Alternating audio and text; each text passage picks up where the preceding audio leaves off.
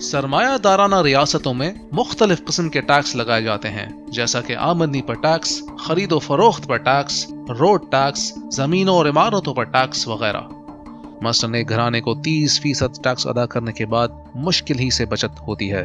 اسلام میں اس طرح کے کسی ٹیکس کا کوئی تصور نہیں جو عوام پر بوجھ بنتا ہو۔ صاحب نصاب مسلمانوں پر صرف 2.5% زکوٰۃ عائد ہوتی ہے، جو اپنی ضرورت سے زائد دولت پر دیتے ہیں۔ اسی طرح خلافت مختلف ذرائع سے بیت المال کے لیے پیسہ اکٹھا کرتی ہے، جن میں عشر، جزیہ، خمس، خراج، مال غنیمت وغیرہ شامل ہیں۔ غیر مسلم سے جزیہ وصول کیا جاتا ہے، جس کی شرح عموماً زکوٰۃ سے کم ہوتی ہے۔ ہم جانتے ہیں کہ موجودہ نظام میں صرف 1% لوگ بقیہ 99% لوگوں کے برابر دنیا کی دولت پر قابض ہیں۔ ذرا سوچیں کہ اگر اس دولت مند طبقے سے 2.5% زکوٰۃ یا جزیہ وصول کیا جائے تو کتنی آسانی سے دنیا کی غربت دور کی جا سکتی ہے۔ اس ویڈیو کو دیکھنے کا شکریہ۔